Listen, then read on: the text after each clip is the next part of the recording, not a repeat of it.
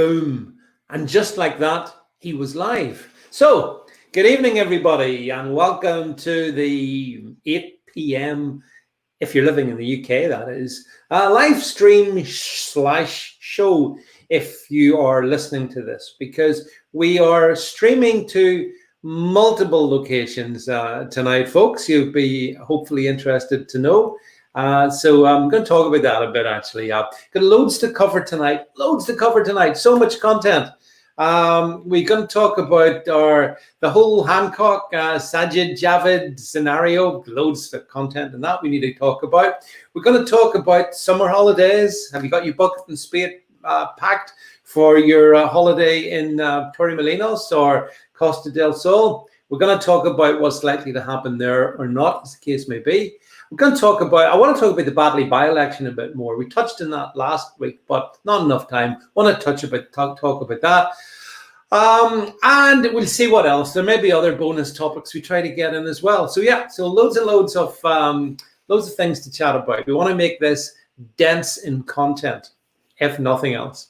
So, right, without much further ado, then let's go through our little routine, or preliminary routine. Namely, if you are, he says with a big intake of breath, watching this on Odyssey, because we're streaming live to Odyssey. If you're watching it on brand new Tube, hello, brand new Tube friends, good to see you as well. If you're watching this on BitChute, on Facebook, and on selective YouTube channels, apart from one, aka mine.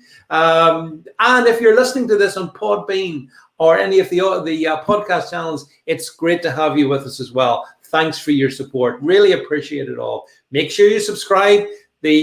All the social media links are down below. Click Odyssey, brand YouTube, BitTube. Click there. Make sure you do that. If you like what you're hearing, or you like what we're doing, actually, give us the thumbs up, would you? Because that's algorithmically, that's pretty good if you can do that for us. And then, of course, if you think you want to support us, then you can go to altnewsmedia.net/donate. Nice little gizmo-y box there. You can go and drop a few pounds in the hat if you want. If you want to support channels, that's down to you guys. And, suffice to say, you can find me on all decent, freedom-loving video channels for live streaming as we are at the moment, for example, here on brand new Tube. So, who are these? Whoa, who are that? How dare they make their appearance, those two rogues? Because we haven't even got to our guests for this evening. So as always on a Monday night, or usually on a Monday night, I'm joined, and always delighted to be joined, by my friend Rebecca Butler. If we can bring Rebecca onto the stream. Whoops, there she goes. Hi, Rebecca. Hi, David. Hi, everybody. Nice to see you again. Nice to see you as well, Rebecca. You're looking well on it. You must be enjoying all that continental air and lifestyle that comes with being in foreign parts. So that's good. So we've got Rebecca here. And of course, we have our producer with a very, very good memory, much better than mine actually, and much more reliable than me. And Jed's also joining us for the stream tonight. So we got a hat trick. Oh, actually, talking of hat tricks, by the way, just Rebecca, before it came on air, I just watched the best game of the Euro so far. I don't know if you saw it, Croatia versus Spain. Did you see it? Yeah, I did. Yeah, I was watching it as well. Yeah, all those goals. My goodness, it was a goal fest. Poor old Croatia. I felt sorry for Croatia, by the way. They did so well to come back to 3-3, only to be defeated 5-3. I think it finished. Was it? Yeah, that was in extra time. Of course, Croatia were finalists in the World Cup, so I thought they were a very favoured country coming into this competition. And 2-1 down or 2-0 down, I actually thought, I don't write these guys off, and they went and got 2 goals in 5 minutes. So yeah, absolutely fantastic. The Croatians are really, really physical players, so they're quite exciting to watch, particularly for a middle-aged woman. You're a young thing. The thing is that, what do you call it? Tomorrow night is the big game. It's the big one tomorrow night. England v Germany. Thank God I'm not going to be streaming during that particular thing, because I think the nation will have better things to do than listen to me. But we've got them tonight, Rebecca. I think France versus Switzerland is on. Well, apart from the French and the Swiss, who's watching that? Nobody else. France will win anyway. Doesn't matter. So, yeah, you. So hey, listen.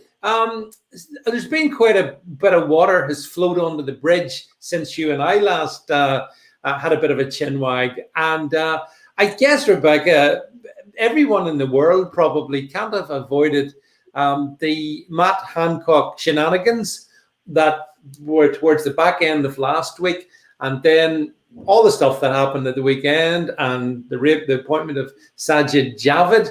And I did see a very interesting tweet from you on Sajid Javid, Rebecca Butler. You're going to have to explain that tweet to me in a second.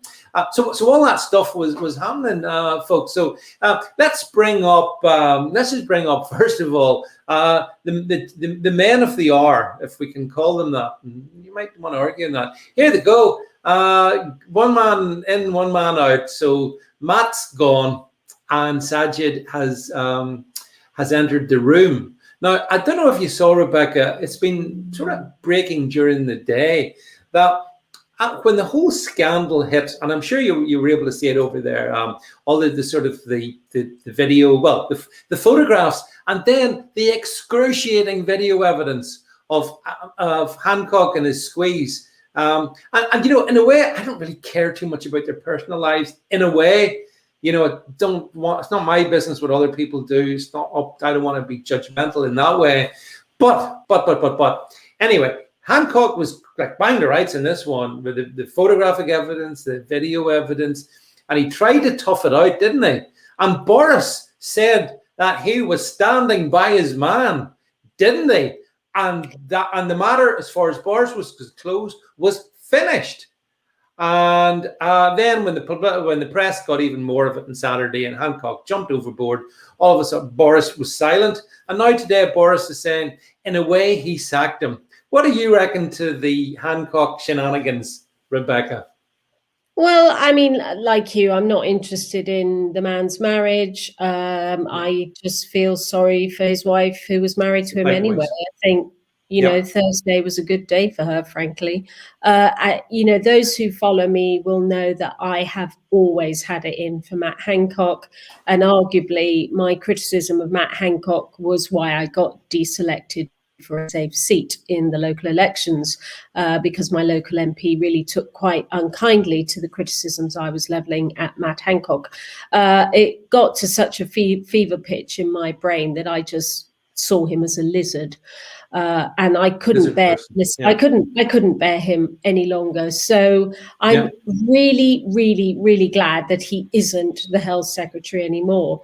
But you know, as I posted on Twitter when the story broke, how on earth can Boris, a serial philanderer himself, sack somebody for serial philandering? Well, he can't.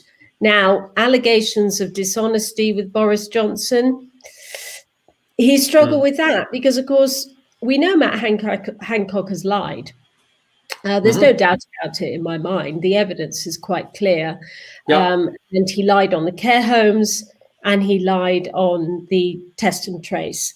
So, you know, how can Boris get rid of an adulterer or a liar? I still think that Boris could have salvaged his own reputation by saying, look, Hancock, despite the fact that we were all having a great chummy old time down at the G7 and we're not observing social distancing ourselves, I think this does look a bit hypocritical on your part. And the do as we say, not as we do narrative is beginning to pinch us a little bit. And I think he should have gone down that route. As it is, I think that if anything, and it's marginal, Hancock has come out of this marginally better than Boris Johnson, because Boris, yet again, has not shown leadership. Well, you see, Rebecca, that's the point, and that's the scary bit. Yeah, you're right. Boris is showing no leadership whatsoever. Like you, I obviously we all know Boris's dodgy, shenanigans-laden history with members of the opposite gender. So we know that he has a terrible pedigree in that regard himself. But he still could have. He's still prime minister. He still could, Rebecca, have stepped up to the plate. And regardless of that, every day is a new day. So we could have sort of taken some sort of leadership role. In fact, I thought it was so craven of him because he stood by Hancock over the weekend. And now that he's gone, he's saying that, he implied, and I didn't want to play the video because some of these channels, you never know what happens. But he was suggesting that he kind of had sacked him. But then the question arises, Rebecca, but who appointed Sajid? Was that Carrie Antoinette? Who do you think? What do you reckon in that one? Well, I think that Boris felt quite guilty about manoeuvring Sajid away from the Chancellor's role. It's probably about 15 months ago, I think, since just over, yeah. And I think that that was. It's interesting, isn't it? Because Sajid said no self-respecting minister would take this job. Welcome Rishi Sunak, who's actually done quite a good job. In the pandemic. Yeah. So no self-respecting minister would do that. That's what Sajid Javid said. We are blessed in a way with Sajid Javid that at least then he was less a political animal than he is now. And he did used to speak his mind and he did used to speak freely. I rather think that because of the last year and because of what happened to him over losing the chancellorship, that he's actually become more of a weaselly, lizardy politician than he ever was. But, that was all about Cummings, quite rightly, in my opinion, slimming down the whole thing and saying, look, number 10 and number 11 are inextricably linked. They are just hand in glove. Number 10 can't do anything without number 11 number crunching it. Number 11 is not independent of number 10. So all the drama we saw with, Osborne, talk about Night of the Long Knives and Cameron. Osborne was a weaselly snake, and the Gordon Brown, Tony Blair dramas. So to avoid that situation, I think what Dominic Cummings did was right. And Sajid Javid said he found this intolerable and no self-respecting person would accept the role in those circumstances. As it happens, it was the right thing to do, but Boris felt guilty. And apparently he's not that big a mate of Carrie's. I mean, let's face it, apart from appearing to look a little bit more diverse than the rest of the very diverse cabinet, why would Carrie have anything to do with a banker? I mean, she's got a degree in theatre studies and is a bit wokey. And Sajid Javid is a bit of a Thatcherite. So I don't know if Dom's got that right on, another win for Carrie. But I think this is Boris feeling a bit guilty. And he's given him the worst job in the cabinet, by the way. So it's not really a prize or a thank you. This is how little I think of you.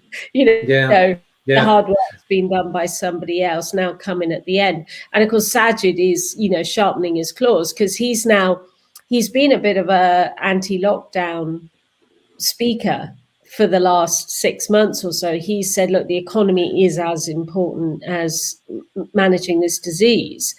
And so he's been a little bit less of a less severe on lockdown. So I wonder if Boris is going to have to tame him really quickly and say, you ain't going to get a win, matey, by having an early release of lockdown. It's still the 19th of July.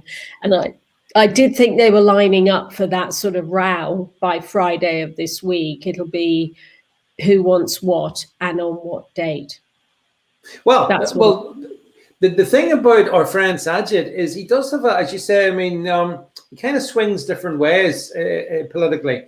And there's a tweet I wanted to bring up, Rebecca. You may have seen this one, but it came to my attention.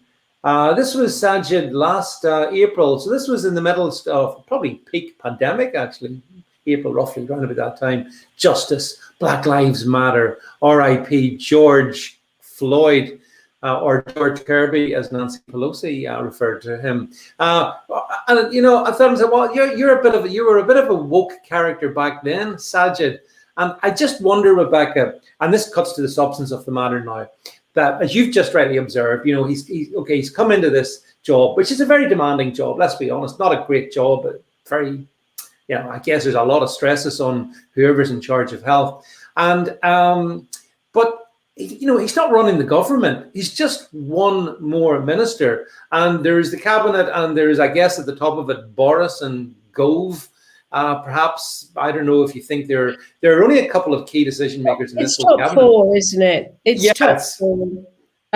Gove, Rishi, Patel, and Sajid Javid. So he is, and Rab, actually, I'd put Rab up there as well. So the other candidate could have been Gove, but I think Gove would have said no thanks, because I think Gove would quite like to be the Chancellor when Rishi becomes PM. I honestly thought the best person would have been Nadim Zahawi, who is a proper scientist, knows his stuff. He's organized the department very well for this vaccine rollout, which is just world beating. And so I thought Nadim Zahawi would be the right one to put in place, which takes me back to, is Boris feeling a bit guilty over what he did to Sajid 15 months ago? Yeah, I don't know. I mean, the thing about Zahawi is, of course, he did a great job setting up YouGov as well, which has proven ever so helpful when it comes to convenient polls, reinforcing government decisions. But I thought Rebecca, it was initially reported he'd got the job. I think I pushed out a thing saying, oh, he's got the job. And then an hour later, really? no. Yeah, so I mean, so I think he probably was in contention, and it kind of actually in one way would have made sense.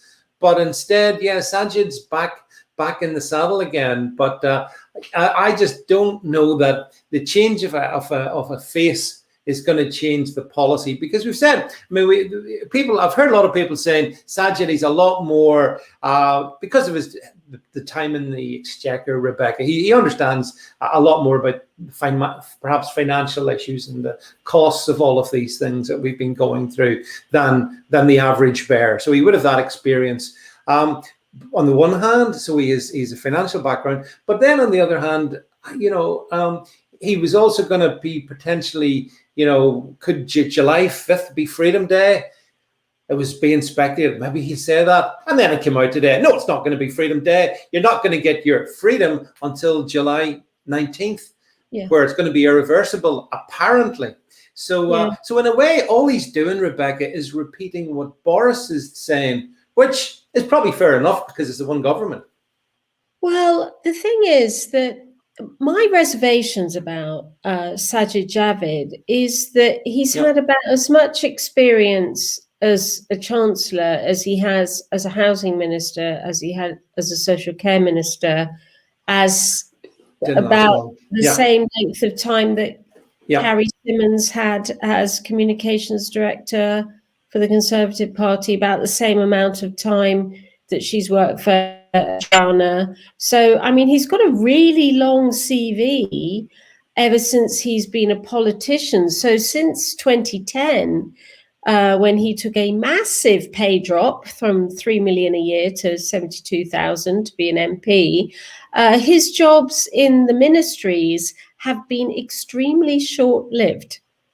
And that was my big reservation, because he hasn't actually got any experience of doing anything. But then, neither did Jeremy Hunt before he did the job. So it's kind of a hard job, but it'd be interesting to see now, because hang on, what this health services bill is going to look like, because people may not know this, but Hancock was putting a bill through the House of Commons, I think it was next week or maybe the week after, which was a bill amending the health service in that he had more control and more power as the Minister of Health, as the Secretary of State for Health. So I don't know to what extent Sajid Javid is going to support that bill, because that is Hancock just being a complete Acheron, David Icke style lizard, that he got so drunk on power, he thought he'd change the law and get even more power so that he could kill even more people in care homes. I don't know. So it'll be interesting to see what Sajid Javid does with the Health Services Bill, which is coming through Parliament. But I'll update you on that in a couple of weeks.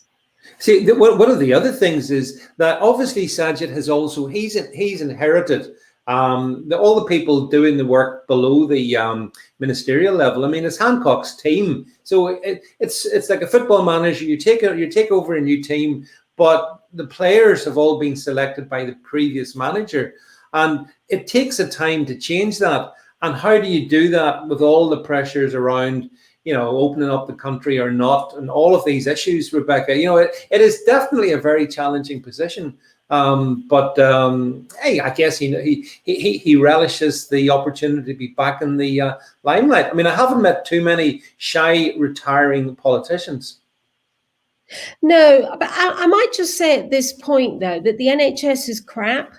And we must remember that while the clinicians have done a fantastic job during the pandemic, and, it's been hard for some areas of the health service, that we do have to remember that it is rubbish. And it is the health service that infected elderly people into care homes where they killed even more. And that was at the insistence of Matt Hancock. I really want to stress to people that the NHS is rubbish. And I've always been an advocate for it not being run by a politician. It should be run by somebody like Kate Bingham, somebody who is private sector, who knows their staff, who's got a corporate mindset and can just clear out the rubbish. Seat of Liberty, yes, that is my point, that the people who Sir Simon Stevens ordered to be discharged were all in the NHS. They were there because they were acute surgical or medical admissions. They were elderly people. They're called bed blockers because they were there for 21 days or more.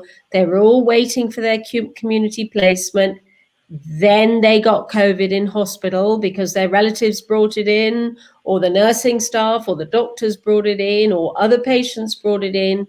The point is this: Hancock told everybody that he was testing them before discharging them to care homes. Oh, he lied. Not only was he not testing them, but patients who had symptoms, were unwell, were discharged to clear the wards, which then remained empty, because having discharged them, they were bloody well not going to have them back because they're bed blockers. So they sent them to die. I'm so sorry. This is the most horrendous part of this pandemic, is what we did to those 23,000 people. Bearing in mind, not a month before, we'd been throwing money at them to repair them for whatever reason they're in hospital.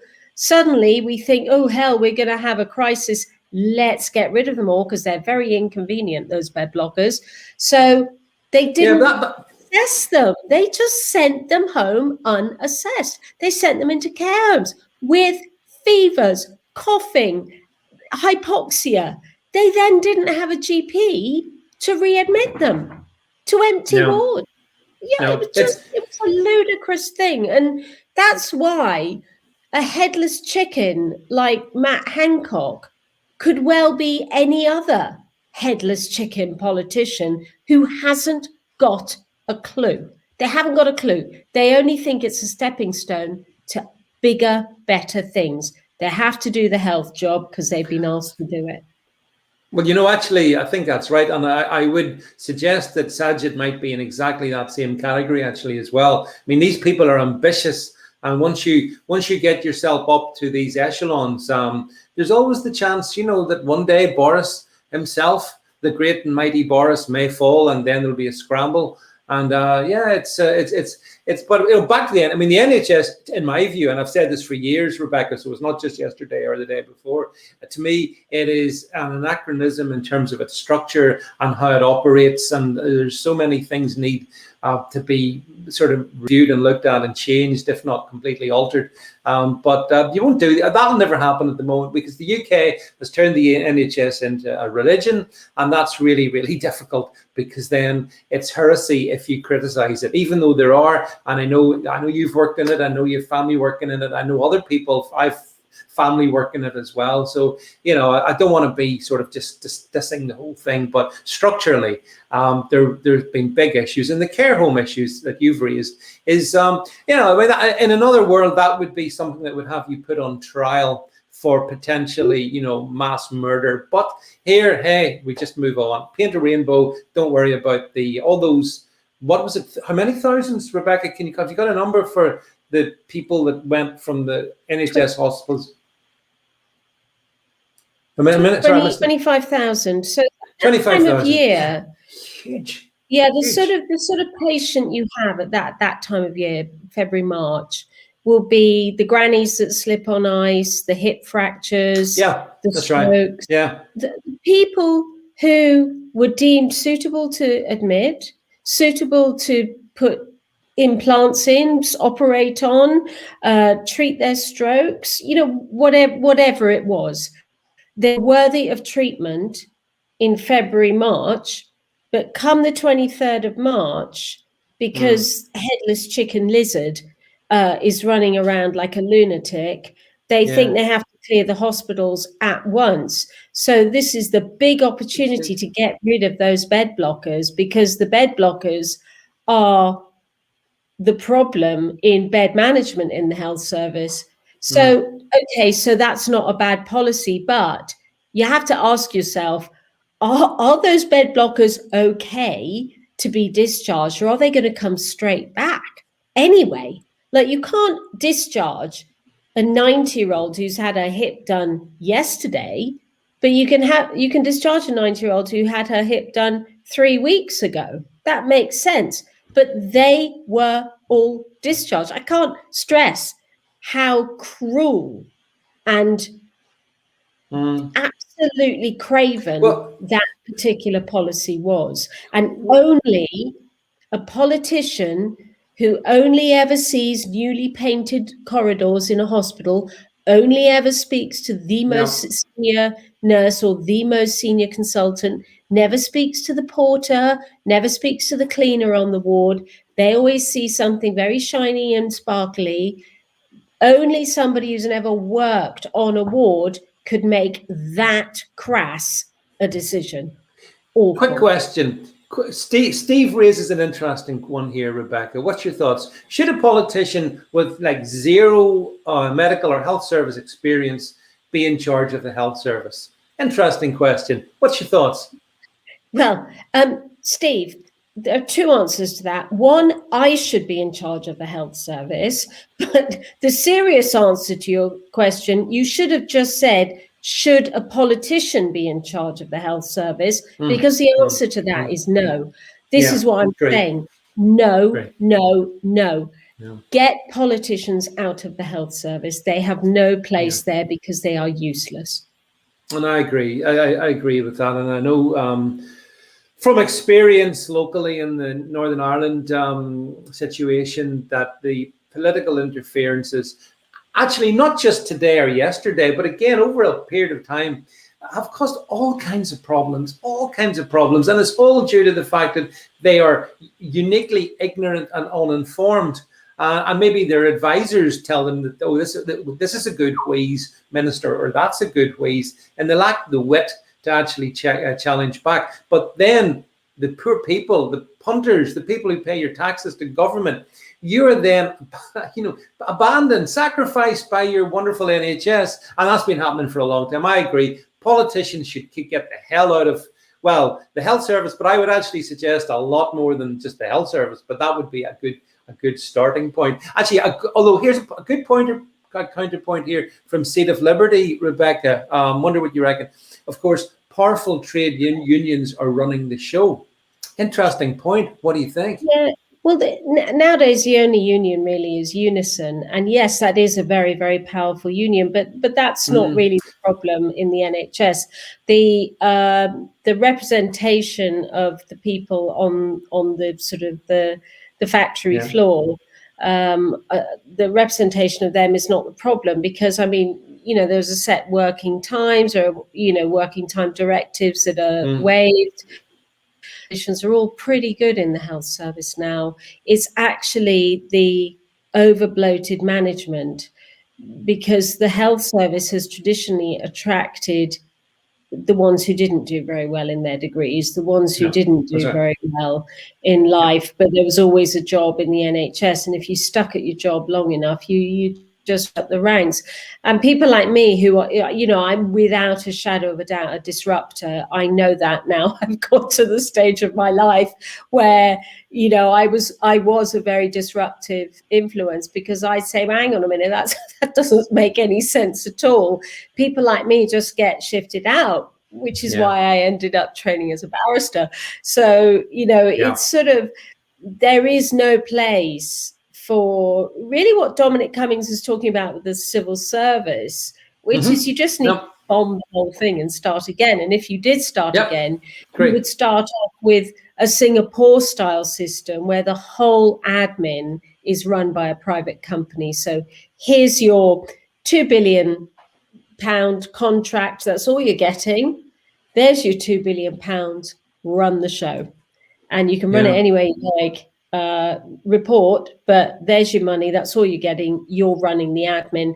That would leave so much more money for the clinical side of things. That would make beds available. That would give us surge capacity at the times we need it, when the bed blockers are most at play, which is in the winter months. You have to cancel surgery because the bed blockers are there. I know it's an unpleasant term, but that's what they're called. You wouldn't have those problems, because you'd have more money, you'd have surge capacity, and we'd have much better clinical care. We'd have much better general practitioner services, which are rubbish, totally appalling. GPs. I think the lack of financial accountability is a massive issue, and actually it's not just in the health service. For example, I'm aware of, for example, in British policing at the moment, there are massive issues, and they're kind of related as well. It is this fact that in general, the public, unlike the private sector, you have to account for everything, and if you don't, you got a massive problem.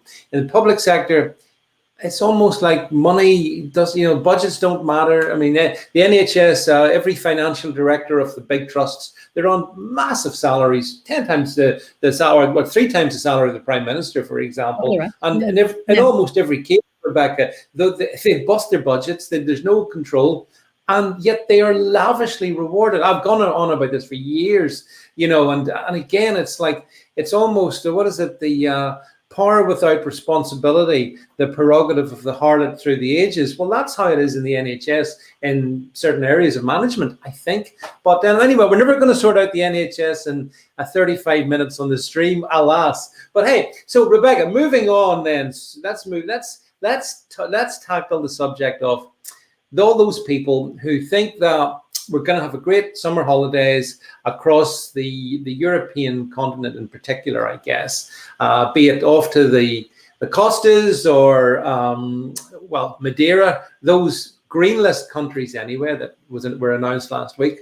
And that was announced with a bit of a hail of publicity. I was very excited because I've booked a fortnight in British Antarctica, where it's a balmy -68 at the moment, but with wind chill, it's actually -85. But anyway, I'm going there, bucket and spade, optimistic as ever. However, I think people might be in for a little bit of a disappointment. And the reason is this time it's not to do with Boris Johnson or British government, it's to do with Angela Merkel. Can we bring up, this one, and so you'll be well briefed in this one, Rebecca. So Merkel and Macron are expected. There's an EU COVID summit later this week, I believe, and they want a continent-wide ban on all British holidaymakers because of the India because of the so-called Indian/Delta variant. And there's a couple of, I would just bring up the next one, Jed, a sec. Merkel, speaking on Thursday, said, I have to do this now. In our country, if you come from Great Britain, you have to go into quarantine. That's not the case in every European country, which we fund. And that is what I would like to see. So, Rebecca, will Angela Merkel, will she get her way? Do you think, are the European countries going to succumb to her charms and put Brits basically into summer quarantine? What do you think?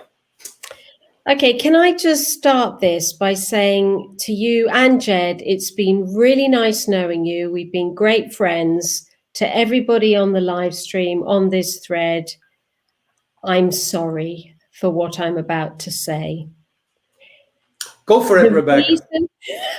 The reason we have a big problem with case numbers, I'm choosing my words carefully, in the UK at the moment, is because Boris Johnson allowed 20,000 people to fly in from India in a 5-day period where he gave them the heads up that there would be a red list notice put on India. This plus the 20,000 the week before and the 20,000 the week before, this created what a lot of epidemiologists are now calling super spreader seeding. Don't think so. And we've also seen a big surge in cases in Cornwall, which Cornwall, by the way, has never really suffered badly. The only time Plymouth and Truro have had people in their ITU was when patients were being shipped in there because other ICUs couldn't cope with the Kent variant.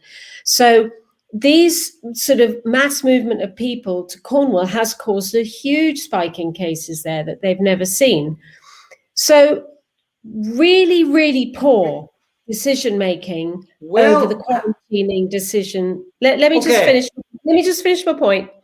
Hurry up. Very poor decision-making has put 20,000 potentially infected people into Britain. Now, we're seeing the result of that. But the context of this is that when that Delta variant first hit the UK, bearing in mind it hit India in October, when the Indian variant hit us in April, 45 to 50% of the population was double vaccinated. Right now, 60% of the population is double vaccinated. So there is a huge amount of protection against disease, hospitalization, and so on. So that's why I said case numbers. However, all the evidence is that no vaccine, you're quite likely to go to hospital. One vaccine, you can still be quite ill. 2 vaccines, you're okay. Europe does not have the level of vaccination that we have. Therefore, if you look at Portugal as the best example here, Portugal opened up to Britain. Portugal has got the highest Delta variant in Europe as a percentage of all cases. So the Delta variant is 120% more transmissible than the original coronavirus. And France currently has 10. It'll be 20 next week, 40 the week after, 80 the week after. Right. So case rises, case numbers. Let me finish. You've had a long go. Hurry up. Yeah, I've got to finish my point though. I've got to finish my point. Make your point, and I want to make a point, and then you can make a point back. Yeah. I'm making a point here. The Delta variant is so infectious and is so much more dangerous because of its infectiousness that in an unvaccinated environment, there are greater risks. So Europe is at greater risk than we were because they are less vaccinated than we were when the Delta variant hit. So I actually think this is going to happen. I do think it's going to be a 2-week quarantine, and it will not be light touch. It will be really, really severe. Okay. So several things came up in that actually. In the first instance, my initial question was, do you think that we're going to get our summer holidays on the continent? And the answer from what you've said is No, because the Europeans are going to want to protect themselves from this Delta variant, and as a consequence of that, what we've seen Malta introduce, I think it's a 12-day quarantine period unless you're double vaxxed. We've seen Portugal, and we've seen, I think this afternoon, Rebecca, Spain came out and said they were going to do something similar. So, you know, if you want to go to Ibiza and the Balearics, and those popular spots with young people, I think those nightclubs are going to be a tad quiet, because I can't see the 70-year-olds going, you know, clubbing all night down in downtown Ibiza. But nonetheless, I actually think you're right. So I do have a disagreement with you, but I do think you're right in the substance that we ain't going to be going there. And anybody who was so foolish as to think that good old Boris the Great was going to give you your summer holidays as if he could, you're going to be so let down. But I've said that publicly anyway, so that doesn't matter. But you brought up, Rebecca, the instance of those flights arriving from India during those weeks. I wanted to bring up, let's bring up the next slide if I can, please. Jet, thank you. Now, also in breaking news, parts of Australia are under new COVID lockdown after cases of the Delta variant. This is, mind you, it does go on to say here that, you know, it talks about Australia was so normal. Anyone who's seen what's been going on in Australia would not equate parts of the almost Stasi-like treatment in Victoria, for example. There's no way is it normal. But the point about, here's the thing. Australia wasn't allowing flights in from India. They weren't coming from India. And now they've got the Delta variant. So, you know, that's why I'm kind of questioning some of your rationale. You're saying that it came, basically, if Boris had stopped them flying in, we wouldn't have had it or had it as bad. Australia did, and they have it, and it will probably sweep there as well. Can you see the cognitive dissonance? No, because the Delta variant doesn't. The Delta variant is in circulation, so it doesn't only come from India now, it's coming from every country. Did it come from India originally? Australia, but if Australia's accepting flights from, say, Singapore, and somebody with the Delta variant flies in from Singapore, the Delta variant, it started in India in October. That's why I said October. It's around the world now.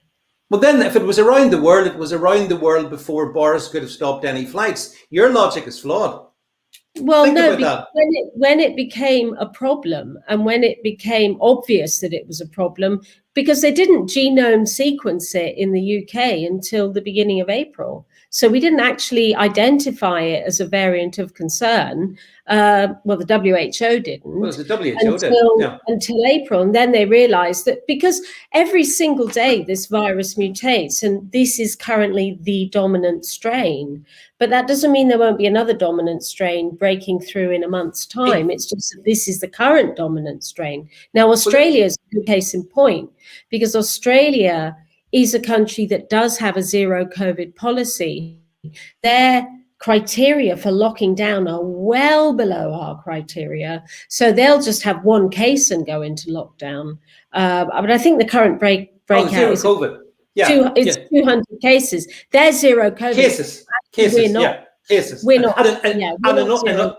And in all of this, you were very careful to use the word cases, and rightly so, because as everyone knows, a positive PCR or a positive lateral flow does not mean necessarily a live infection. We cannot equate the two things. So we certainly, that's why some people talk about a case-demic. But as Sue has actually just said, as well, good timing there, Sue. I was just saying that myself. So regardless of the circumstances, the Delta variant, I think, Rebecca, is going to be the story of the summer, and not just in Europe, but across in the States as well. I've heard Biden in one of his few moments of coherence inform us that it's starting to spread over there.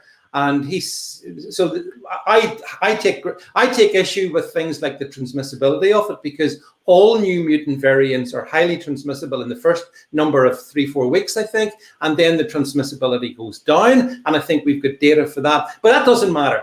It's going to spread across the continent. It definitely is. I think that's, don't you think? I think that's completely unavoidable. I think not even having Brits go there, I think it'll still spread. By your logic, it should.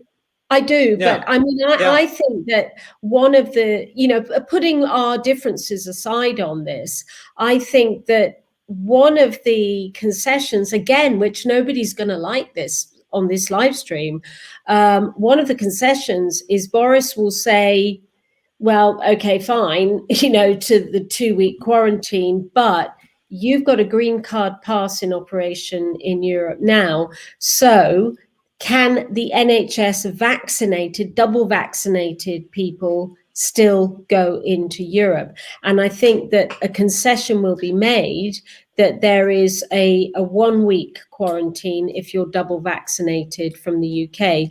Now, frankly, I speak as a nurse again. There is no way on this planet that if I wasn't double vaccinated, that I would even run the tiniest chance of being on another country's intensive care unit or even being admitted to hospital. I just wouldn't want to put myself in that position, because the death numbers are down. Numbers on ITU are 250 today in the UK. These are all unvaccinated people. So we do know that the double vaccine works against the Delta variant. We know that. So this is where the science is talking on this quarantine. Yeah. It will come to vaccine passports is what's going to be brilliant. That's what will herald the vaccine passport, is this Delta variant. I have no doubt about it. Well, I think there's a couple of things there you said. I mean, and because we're streaming on certain channels which oppose free speech, and if I were to mention, for example, certain yellow card data, that would probably get strikes against channels. So I'm not going to do that. But I would say there's some issue that we do hear about breakthrough, how the virus breaks through the vaccines. But I'm not going to go into that because I just can't do it, folks, on this. All viruses break through all vaccines. I mean, there's no such thing. So there's no such thing as there's no such thing. Yeah, exactly. But that's actually, to be honest, neither here nor there, because the fundamental issues are no. Hang on a second. You give it plenty of say. What's important is will I transmit the virus if I've been given my double vaccine?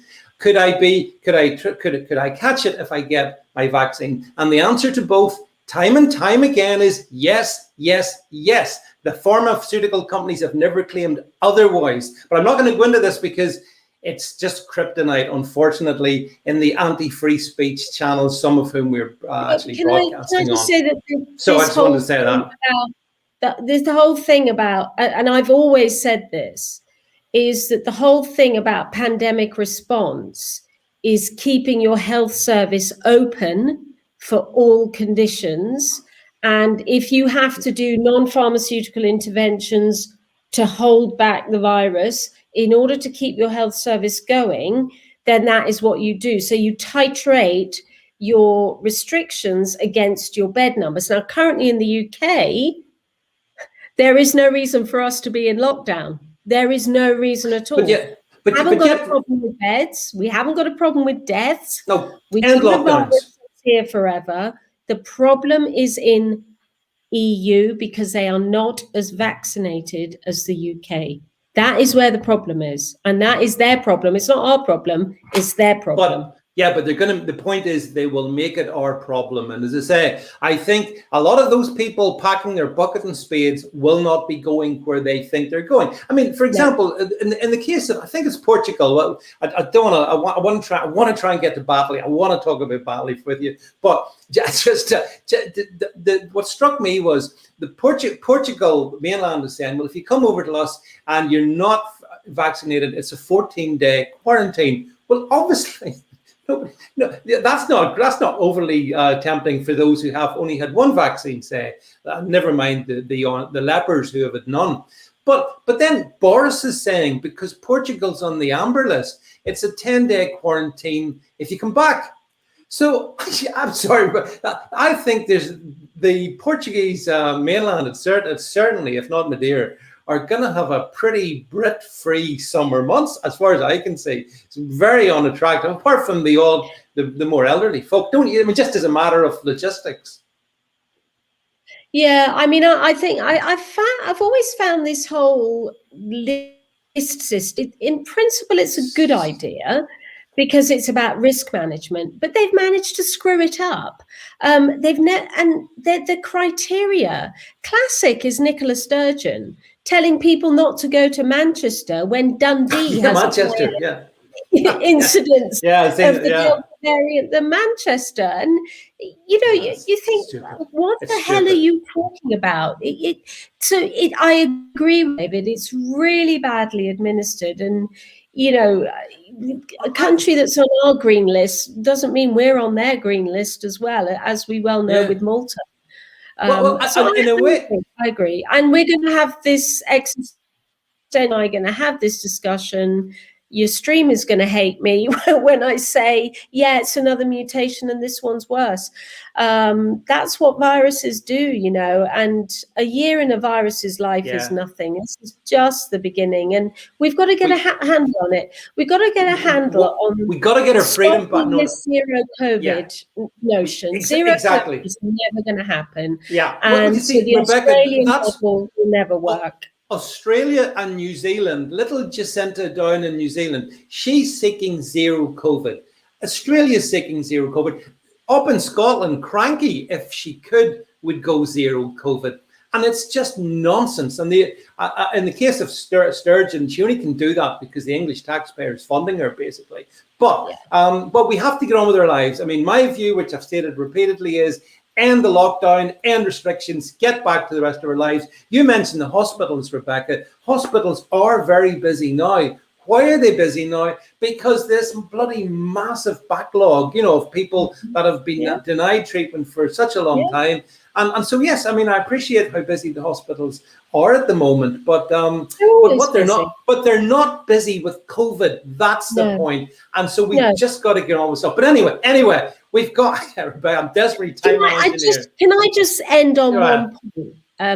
You said that We Nippy Cranky is funded by the British taxpayer. English taxpayer. Yeah. Any country that doesn't think that an aeroplane can bring a virus in really needs its head examining. But of course, you will recall that Jacinda Ardern now is funded by China. Which the folks on the stream are saying, the folks on the stream are making, and that's absolutely right. It's we've talked about this before in connection to the Five Eyes, but I just think I'm actually quite sad that a country, New Zealand's a fine country in many ways and has a good history and stuff, but under her, the fact that she is canoodled up to the Chinese Communist Party it's sad to see. It's sad to see. And as you pointed out the other week when we did talk about this, the only thing is they're not exactly the heavyweights in the Five Eyes. So, but still bad. It's still bad. Right, Rebecca, we're now zooming our way and we're now flying in our aircraft all the way from New Zealand back up to the UK, and we're landing in whichever airport is near Batley. Leeds Bradford, maybe. Leeds, lovely airport. He says sarcastically. So we have on, what is it, the first of which is, Thursday, the by-election. And I think we've got the odds, Rebecca. We did our homework in this one. If we could just bring up the odds.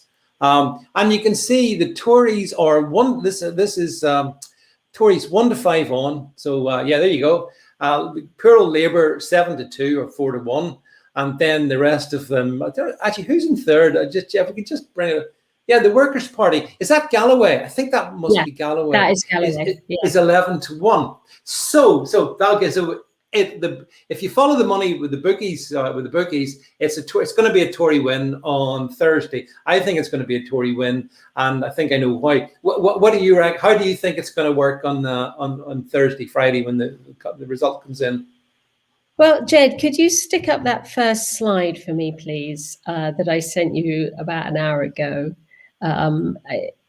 This, to me, demonstrates the most horrendous behaviour by UK Labour and Kim Ledbetter.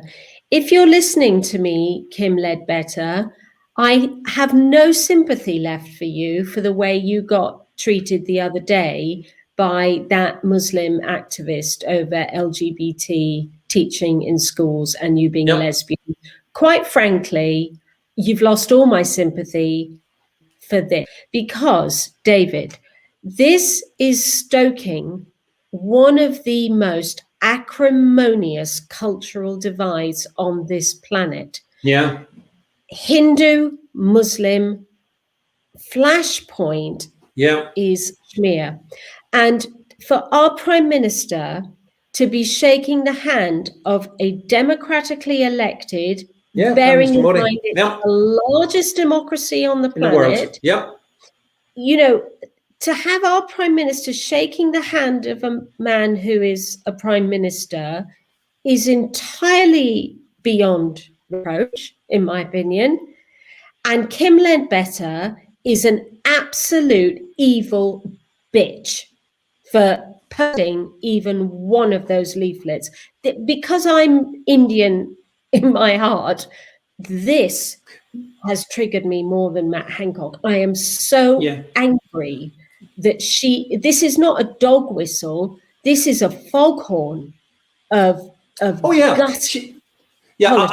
well, again, I mean, you and I both share, a love of India, and also, I know obviously your history from India. I've had Indian friends contact me today about the use of that photograph, and they're just outraged at it, But the thing is, like, it's clear to me that Labour are going to lose. They're going to lose this seat, because if for no other reason, Galloway and the Workers' Party have gobbled up a fair percentage of, I think 20% of that Batley and Spen constituency is Muslim. So a decent chunk of that vote is going to go to Galloway. That we'll see. And I think the majority is only 3,500, Rebecca. It's not a big Labour majority. So I reckon, I think this is where we have to be ahead of the game. They're going to lose the seat. It's going to be a Tory victory. I know Galloway is saying he's going to win, but not going to happen. I don't think the Muslim population is not 100% of the constituency, George. If you're listening to me, it's 20%, but you'll probably get a decent chunk off that, But Labour are lost. Do you think, in the aftermath of the result, and we'll probably talk about it in the weeks ahead, but do you think Sir Keir will stay leader, or do you think, I believe Dawn Butler, the lovely Dawn Butler, she's setting up her potential leadership challenge to him, and if not her, then it's what's her name, Angela Rayner. So I mean, how is this going to? What do you reckon is going to happen come the end of this week? Keir Starmer has a huge vote from the Labour membership when he became leader, and on a personal basis. And I do speak as a former Labour member, and I do think that the only person capable in the current crop of Labour MPs, Keir Starmer slightly at the edge, but a more centrist Brown Blair individual like Yvette Cooper, Ed Balls, David Miliband, even Andy Burnham, even though he's slightly too left for me, any of those people would be suffering exactly the same thing, because Labour has become the People's Republic of Islington and is I know what people outside that. City centre, a predominantly Muslim vote, and there's plenty of analysis behind that. But, to put Kim Ledbetter there was all about, and we said this at the time, she'll always be known as the murdered Jo Cox's sister. Yeah. And, this warped idea that you can shoe in an emotional vote because you're so crap everywhere else was somehow, she's only been in place for a matter of weeks, actually. Weeks, yeah, that's right. But that leaflet is the very sort of thing that her sadly departed sister would have absolutely criticized and said under no circumstances is that leaflet to go out in my name, because she was very much, a community spirited good egg was Jo Cox. And it was a terrible tragedy that she died. She was on the smart wing of the Labour Party, and there's no way she would have endorsed that message at all. Now, part of it was also appealing. It was an intersectional leaflet, and I know you don't know what intersectionality is, David. It was an intersectional leaflet because it went to Kashmiri women. So she's appealing to the Muslim women by saying, he said, you're all letterboxes. Well, he didn't say that, did he? He said, he didn't. I don't want to see men forcing women into oppression so that they look like a letterbox. That's not pretty reasonable. Yeah. So, it's unfair on Boris, I have to say. And I'm not unfair on Boris. I'm deeply unfair on Boris. I would like to have seen a Labour win, personally, or even a Lib Dem win, because I think really this Tory party does need a little bit of a smack around the face. And the Amersham by-election was a good wake-up call. And I had hoped that Batley would put in a decent Leave voting candidate there, a decent Labour candidate. They don't have any of those anymore. This is the end of the Labour Party as we know it. That's what I think. The Labour Party is going to split. I think we're going to have more voting Lib Dems, and then the rest will the Dawn Butlers of this world will just die on the vine. Oh, completely. I wondered. I can see another thing we may want to share. I don't know, Jed, if you want to bring it up, but it's pertinent to the first thing that you said, Rebecca. I'm not sure if this is your slide or not, but that is my slide. Yeah. Folks, for those of you listening to this, it's simply saying, Sir Keir Starmer, April 2020. We must not allow issues of the subcontinent to divide communities here.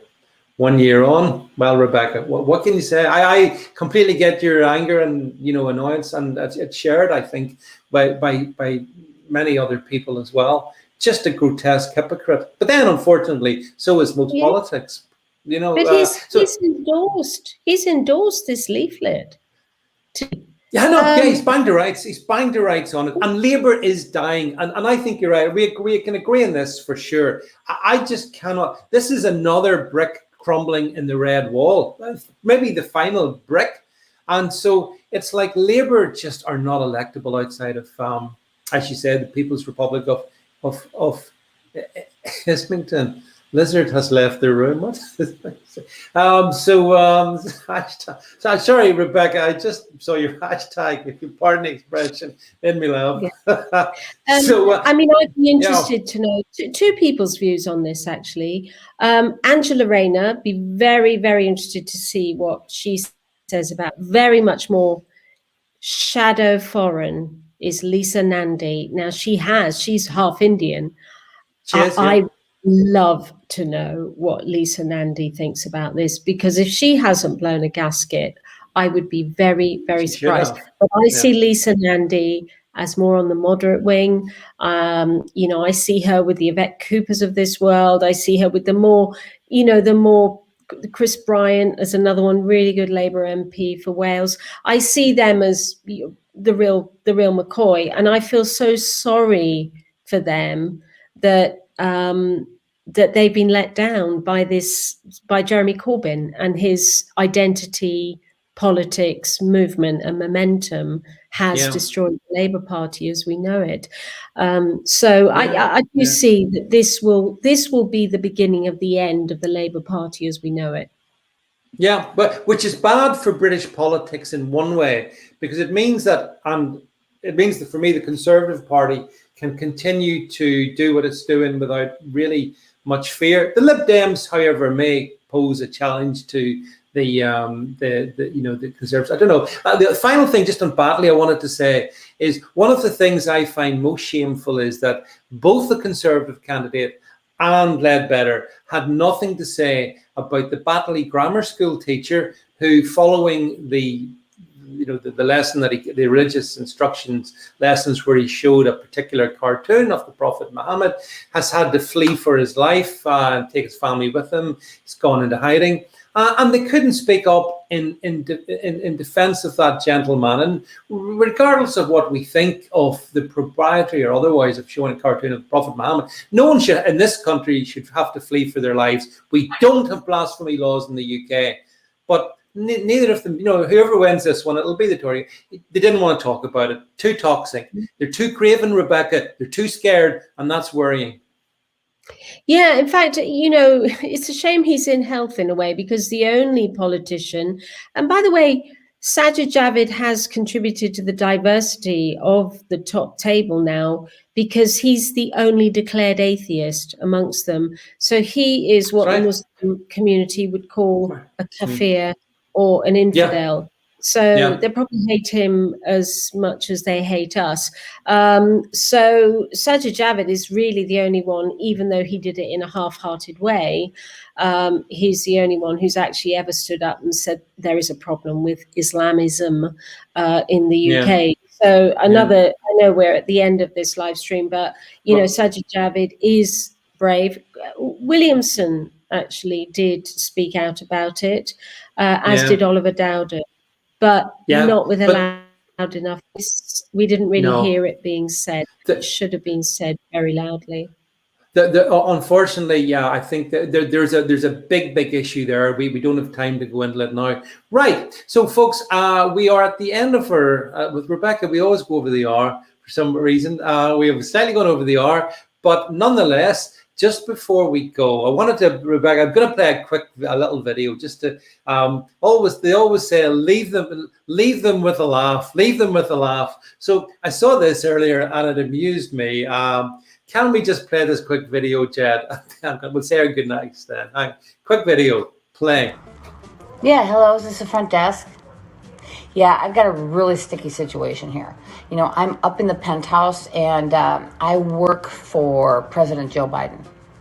Yeah, it's really exciting. Well, sort of. Anyway, right now he's so extremely upset. I mean, he just found out about the border, with the crisis, kind of like an invasion going on down there. And, he's being told to say, that we've got to raise taxes, and I don't think he really knows kind of where he's at about that. And I think he's really upset because, he really knows that the Democrats cheated, Trump out of the election. But anyway, he is so upset. He's threatening to throw himself out the window. Yeah, it's very serious. Yeah, so if you could get a hold of maintenance for me, because we can't get the window open.